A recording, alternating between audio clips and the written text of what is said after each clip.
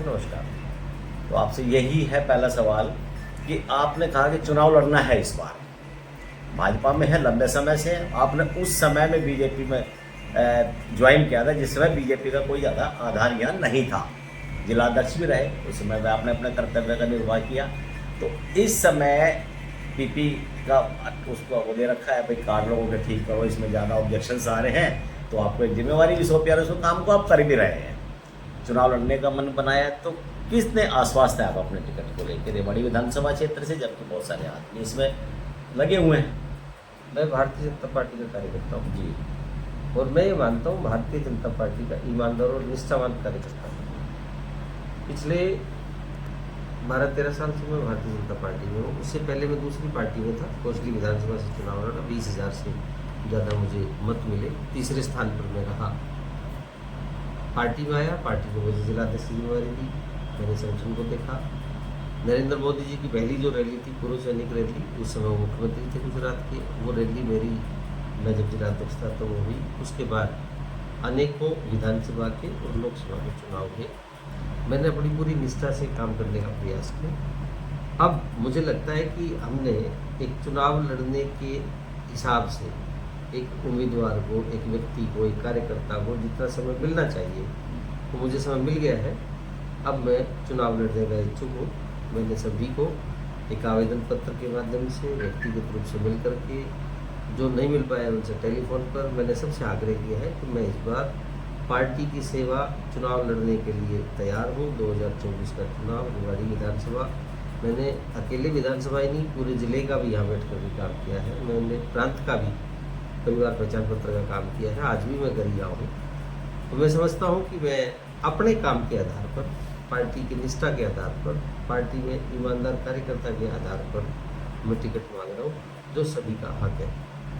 लेकिन आप जानते हैं लंबी फौज है रेवाड़ी में, कार्यकर्ता आपसे भी पुराने भी हैं जो बीजेपी में जुड़े हुए हैं।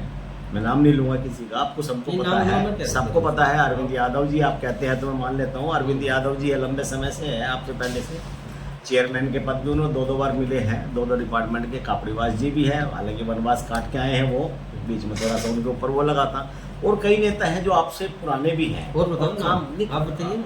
नहीं, नाम लंबी फहरिस्त बता रहे थे, आप एक नाम बता के फहरिस्त तो लंबी ही है, किस किस का नाम ले। इधर से राव इंद्रजीत सिंह जी है, मेरे से पुराने की बात करें। राव इंद्रजीत सिंह जी है, वो भी शायद उतारने आपसे पुराने। राव इंद्रजीत सिंह, मैं जब राव इंद्रजीत सिंह तो बाद में आए, मैं उसकी बात नहीं कर रहा, वो पुराने कार्यकर्ता, पुराने कार्यकर्ता साहब, आप पुराने कार्यकर्ताओं की पुराने कार्यकर्ताओं में तो ये है कि एक नाम गिना करके रह गए। मैं तो 2 ही नाम है मेरे अभी फिलहाल, तो 2 लंबी फहरिस्त का हुई नहीं, लंबी फहरिस्त में उस बात की कर रहा हूँ कि टिकट टारती टिकटार्थियों की वो है। कोई भी कार्यकर्ता जो राजनीति करता है सबको टिकट मांगने का हक है, लेकिन सब लोग कहते हैं लंबी फहरिस्त है, और आपसे पुराने बहुत हैं। मेरे से पुराना कौन है या नहीं है, उसका पैमाना इस बात से लगा सकते हैं कि मैं पार्टी का जिला अध्यक्ष रहा हूँ। कोई भी पार्टी का मेरे से पुराना जो जिला अध्यक्ष रहा हो, और सबने टिकट मांगी है, 2014 में सबने मांगी, 2019 में सबने मांगी। मैंने कहा है कि भाई आप लोगों ने मांग ली, आपका काम पूरा हुआ, मैंने तो मांगी नहीं थी, अब मांग रहा हूँ। इसलिए मैंने कहा है कि अब की मेरी बारी। 2000 मेरे से पुराने कार्यकर्ताओं को मैं तो सबको मौका दिया। रणदीप कापड़ीवास जी ने चुनाव लड़ा, हमने जी जान से मदद की, उनका सब कुछ किया। 2019 में बहुत से लोगों ने कहा, कापड़ीवास जी तो फिर टिकट मांग रहे हैं। अच्छी देखिए, सारे राजनीतिक कार्यकर्ता को टिकट मांगने का हक है। मैं तो ये बात ही नहीं कर रहा हूँ, मैं तो ये कह रहा हूँ, अब मेरा जो दावा है वो तो सुनो ना आप जी। भाई मेरे से पुराने कार्यकर्ताओं ने सबने टिकट मांग ली। नायब सैनी जी प्रदेश के मुख्यमंत्री हैं, मेरे साथ जिलाध्यक्ष थे, वो जिलाध्यक्ष रह लिए, वो विधायक रह लिए, वो मंत्री रह लिए, वो सांसद रह लिए, वो प्रदेश अध्यक्ष रह लिए, अब वो मुख्यमंत्री हैं, मेरे साथ जिलाध्यक्ष थे। हमारे मोहनलाल बडोली जी, मैं जब जिला अध्यक्ष था तो वो जिले के महामंत्री थे। अच्छा, उसके बाद वो जिला अध्यक्ष रह लिए, वो विधायक रह लिए, वो सांसद का चुनाव लड़ लिए, तो अब प्रदेश अध्यक्ष हैं। पार्टी को उदाहरण दे रहे हैं ये कि भाई उनको भी देखिए, हमें भी देखिए। मेरे साथ कितने जिला अध्यक्ष थे जो आज विधायक और एमपी बन गए थे। मैं उदाहरण नहीं दे रहा, पार्टी के आंख सारे खोलने के लिए, पार्टी के आंख नाक कान 10 दिशाओं में पार्टी काम करती है। लेकिन जब बच्चा माँ जो है वो बच्चा रोता है तभी दूध पिलाती है। इसलिए मैंने इस बार पहले अपनी तैयारी की है। जी। मैंने आज नहीं, 10 साल से लोगों के बीच में जाकर के, 10 साल से हमारी सरकार है, 90,000 से ज़्यादा परिवारों को सरकार की योजनाओं का इस दफ्तर से लाभ दिया है, जिसके कोई भी कार्यकर्ता, कोई भी दूसरी पार्टी के लोग, मेरे नेता, कोई भी व्यक्ति मेरे से आकर के उसका हिसाब मांग सकता है। मैं पाई का हिसाब दे सकता हूँ। एक साधारण कार्यकर्ता के रूप में मैंने काम किया है। और कोई भी पार्टी अपनी सरकारी योजनाओं के आधार पर रिझती है कि हमारे समय में इतनी योजनाएं हमने चलाई और उसका लाभ और लाखों लोगों को लाभ मिला होगा, लेकिन उस लाभ का आधार मेरा कार्यालय रहा, जिसका सबूत कोई भी आदमी ओपन टू ऑल, खुली किताब के तौर पे आप मेरे सोशल मीडिया अकाउंट पे देखिए, हर जगह आपको मिलेगा। मैंने उन सरकारी योजनाओं को यहाँ पहुँचा करके अब मैं पिछले 3 महीने से उन सभी लाभार्थियों को पार्टी के साथ जोड़ रहा हूँ। मेरा जनसंपर्क चल रहा है। मैंने कहा है कि भाई आपको सरकार ने लाभ दिया है, निवेदन कर रहा हूँ, हाथ जोड़ रहा हूँ, उनको पार्टी के साथ जोड़ रहा हूँ और अपना हक मांग रहा हूँ। तो अब ये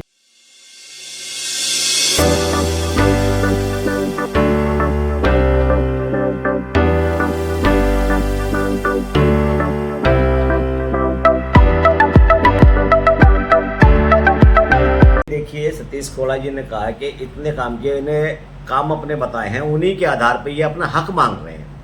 अभी तो पार्टी को देखना है कि वो इनका हक भाई किस रूप में इनको लौटाते हैं। दूसरा सवाल से हटके मैं बात कर रहा हूँ कि इधर जो राव इंद्रजीत सिंह भी अपनी पिछले बार भी उन्होंने अपने आदमी को, जैसे औरों ने टिकट मांगी, पुराने कार्यकर्ताओं ने एक नए आदमी को इंट्रोड्यूस कर दिया।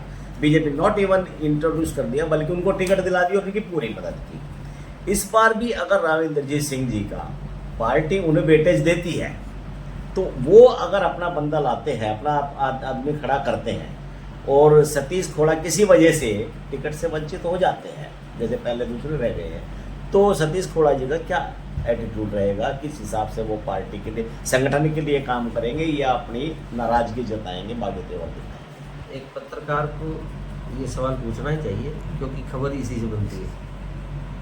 मैं भारतीय जनता पार्टी का निष्ठावान कार्यकर्ता हूँ। राव इंद्रजीत सिंह हमारे माननीय सांसद हैं। तीसरी बार भारतीय जनता पार्टी ने उनको टिकट दिया है।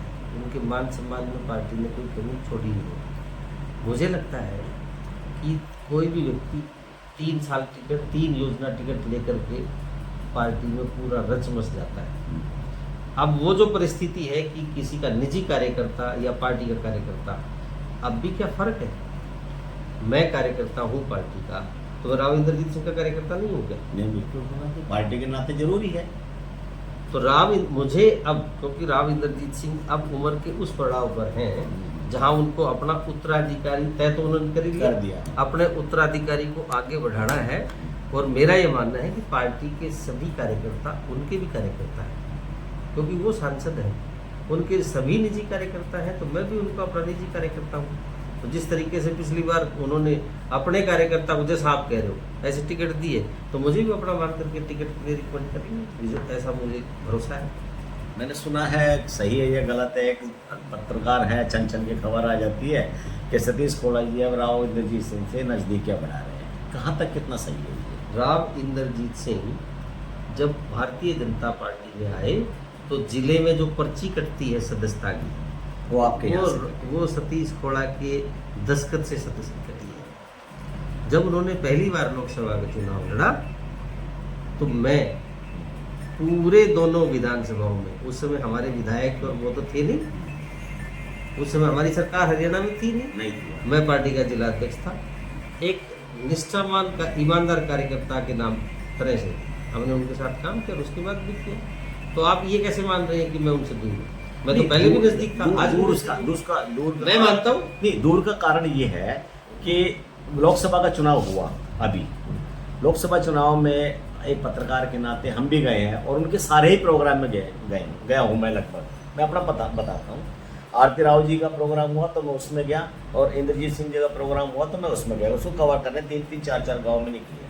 लेकिन मुझे बीजेपी का चेहरा शुरू में 1-2 प्रोग्राम को छोड़ के, 1-2 नेताओं को छोड़ के, उसके बाद मुझे ईश्वर चनेजा और एक अपने सत्यदेव, इनके अलावा मुझे कोई चेहरा कोई नज़र नहीं आया उनके प्रोग्राम में, ना आरती राव के प्रोग्राम में। तो ये मान के चले कि वो सभी जो पुराने कार्यकर्ता थे बीजेपी के पदाधिकारी है, उन्होंने दूरियां बनाई थी। नहीं, ऐसा नहीं है। आप उसको खबरों से वो रखते हो। सेक्टर 5 में जब कार्यालय का उद्घाटन रेवाड़ी का था, विधानसभा बिल्कुल का, बिल्कुल मैं मान रहा हूँ। उस समय सब कार्यकर्ता उस समय थे, उस रेवाड़ी में, समय हाँ। सभी कार्यकर्ताओं की जिम्मेदारी तय हो गई थी। अच्छा। और उसी दिन ही राव इंद्रजीत सिंह के कार्यालय से सभी नेताओं के पास फोन आ गया था कि आपको फला बूथ पर काम करना है। मेरे पास भी एक बूथ का काम दिया था, मैंने अपने बूथ पर 2/3 बहुमत से ज़्यादा जिता करके भेजा। उसके बाद अपने निजी तौर पर पूरी विधानसभा में 250 बूथ है, 250 बूथों पर जाकर के मैं कार्यक्रम करके आया हूँ। तो जो हम निष्ठावान कार्यकर्ता हैं, जो जिम्मेवारी दी उस जिम्मेवारी में हम खड़े हैं। किसी को शकल दिखाना उसकी हमें ज़रूरत नहीं है, क्योंकि पार्टी के लिए बड़े लंबे समय से काम कर रहे हैं। बाहर भी प्रदेशों में जाकर भी काम किया है, यहाँ पर भी जिले का काम किया, प्रदेश का भी काम देखा है। अब कोई ये सोचे कि आप जैसा पत्रकार या कोई दूसरा साथी कि रास्ते में खड़े होकर के नमस्ते करने के लिए हम किसी को खड़े नहीं, उसकी ज़रूरत नहीं है। क्योंकि हम पार्टी के लिए वो लोग हैं जिन्होंने पार्टी यहाँ से वहाँ खड़ी की। मैं जब पार्टी का जिला अध्यक्ष बना तो पूरे मंडल अध्यक्ष नहीं थे, और हम किसी को पकड़ के लेके आते थे, मंडल अध्यक्ष बनाते थे, तो वो अगली बैठक में आते नहीं थे। बोले तुम्हारे ये मंडल हमारे समझ में आता। उस परिस्थिति में हम पार्टी को सींच करके लेके आए हैं, और मैं अकेला ऐसा अभी तक का जिला अध्यक्ष हूँ जिसके कार्यकाल में पार्टी 3 विधानसभा चुनाव जीती और पार्टी यहाँ से लोकसभा चुनाव जीती। इस बार खोड़ा जी लोकसभा के चुनाव में बावल और रेवाड़ी अपने 2 क्षेत्र ऐसे रहे हैं आप, जबकि 9 विधानसभा में बाकी जो सबसे बीजेपी जीत के निकली है बहुत अच्छे मार्जिन से को आप, और मेवात को छोड़ दीजिए, बादशाहपुर में आपका बड़ा अच्छा रेस्पॉन्स रहा पार्टी का, गुड़गांव में बहुत अच्छा आपका रेस्पॉन्स रहा, सोना में अच्छा रहा। इवन जो मेवात की जो लीड मिली कांग्रेस से वो सारी वहीं से कवर हुई है। लेकिन बावल और रेवाड़ी में हमारा डिफरेंस बहुत कम आ गया। जीत का जो अंतर जो लास्ट उस योजना में था उससे बहुत कम आ गया। उसका क्या कारण है इसमें? बीजेपी के जो अपने बावल में और जो रेवाड़ी में जो पदाधिकारी या कार्यकर्ता थे, क्या उन्होंने मदद की या राव साहब की नहीं? देखिए, कार्यकर्ताओं के किसी के मदद या ना मदद करने का प्रश्न नहीं है। मैं समझता हूँ इस विषय पर खुद सांसद महोदय ने और पार्टी ने अनेकों प्लेटफार्म पर मंथन मनन किया है। पूरी एनालिसिस उनके पास है, मैंने तो किया नहीं क्योंकि मेरी जिम्मेवारी नहीं थी। इसकी पूरी परफेक्ट एनालिसिस पार्टी ने भी, हमारे विचार परिवार ने भी और सांसद महोदय जी ने की है। इसका सही जवाब वो दे पाएंगे। तो आपने सुना खोड़ा जी ने अभी बताया है कि भाई इसका जवाब तो वो ही देंगे, लेकिन इन्होंने पक्का मन बनाया हुआ है कि इस बार चुनाव सतीश खोड़ा जी ने लड़ना है, और ये भी आश्वस्त है कि इनको इनके काम के आधार पर जो उन्होंने पार्टी के लिए जो मेहनत की है, जो उनको पार्टी को सींचा, एक ऐसी स्थिति में जिलाध्यक्ष बने जब पार्टी में कोई आने को तैयार नहीं था, उसके बावजूद ये पार्टी में जिलाध्यक्ष बने, उसी मेहनत के आधार पर हक मांग रहे हैं। अब देखना ये पार्टी इनके बारे में क्या निर्णय लेते हैं। आज के लिए बस इतना ही, फिर कभी दूसरे किसी अभिनेता उनका से बात करें।